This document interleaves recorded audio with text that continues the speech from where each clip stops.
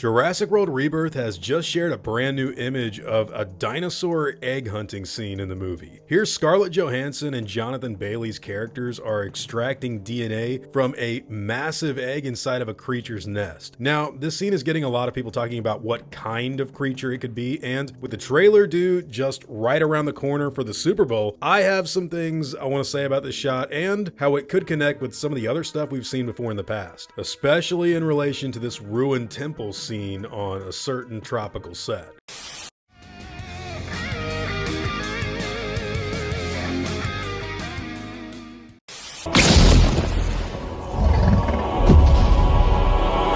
What's going on, guys? Hope you're all doing well. Now, for today's video, I wanted to talk about the new image that just came out for the next Jurassic Park movie, which is supposed to move far away from the last trilogy and start something brand new. Now, in relation to the scene in question, I will say it's a little interesting that it's just Zora and Dr. Loomis here in this particular shot. I don't know if there's anyone else that made it this far or if they've already been killed by a wild dinosaur or something on the expedition, but it is something to think about when you look at the shot in question. Also, it's cool to see that this looks like a genuine mission that they're taking seriously, because we kind of lost some of that in the later Jurassic World material. This shot in particular, I like it a lot because it's almost like a quiet little trick to grab the DNA and get out as soon as possible. They look like, hey, we got to get out of here. Speaking of which, this whole egg hunting scene is extremely interesting to me because it reminds me of what Lewis Dodson wanted to do in the Lost World novel by Michael Klayton. In fact, I'm starting to wonder if some of these ideas are being lifted directly from the material that was never officially made in the Lost World movie from 1997. David Koepp is back now as the writer, so after having written both Jurassic Park and the Lost World in the 90s, he could just be diving back into that older material from the books for this new film. Now, in this particular scene, it looks like one of those creatures from land, sea, or air that they need DNA from has been tracked down to this giant-sized nest. Look, I think it's a little obvious for those of us that have kept up to date with the details that they've been pouring out for this new movie over the last few months that this has to either be the land or air animal, and I'm pretty sure it's gonna be a giant pterosaur of some kind. That being said, the idea of it being in this huge temple-like structure is cool because the ancient god Quetzalcoatlus is actually where a certain pterosaur got its name, and that animal showed up in the last movie, so just something to think about. The towering species lives up to the Aztec god that inspired its name.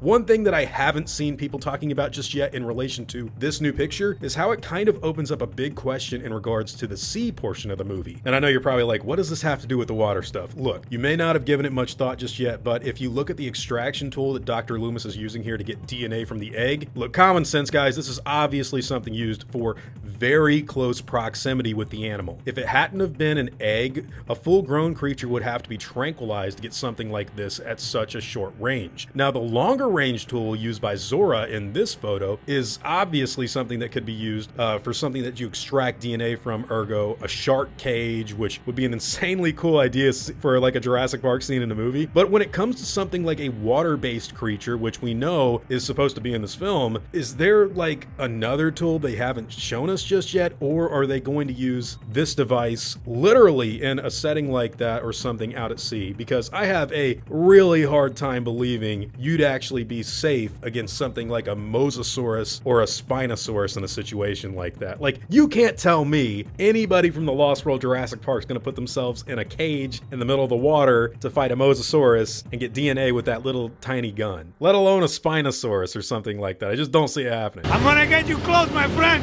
but not too close, eh? You don't want to be eaten.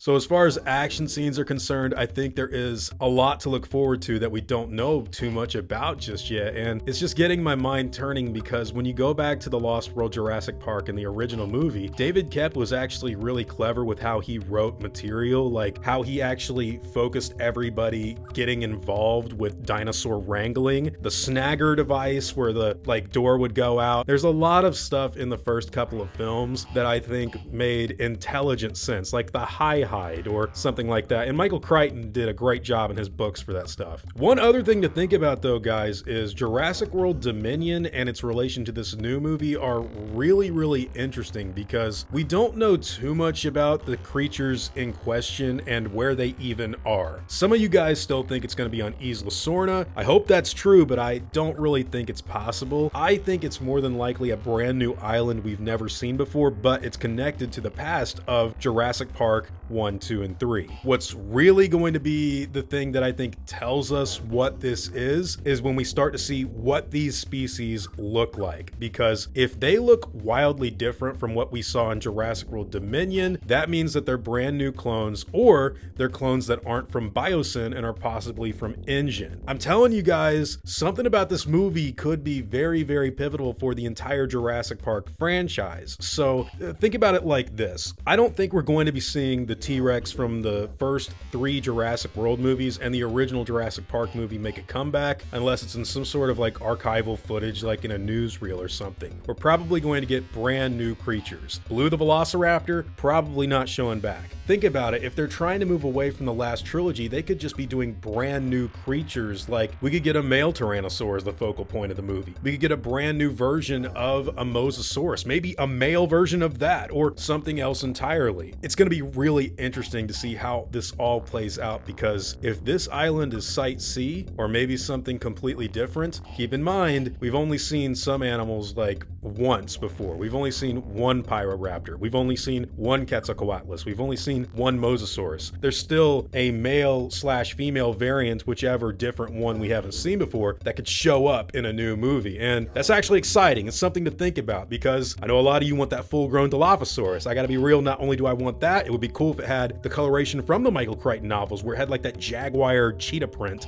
big Dilo. But anyways, I'm rambling on. I'm really excited to see where they go with this, because I gotta be real with you, man, this could actually be a really cool Jurassic Park film. Or it could be really bad. I mean, it could be silly and weird, but I kind of doubt that. Speaking about the scene in question again, I do want to reiterate, there's nobody else in this shot. So are there people like on the outside making sure the big mama don't come back and like attack them, or have they already been gotten? I don't know. So there's a lot to think about going over here. Honestly, guys, I'd love to hear what you have to say. What creature do you think this is? Do you agree with me? It's got to be a giant pterosaur.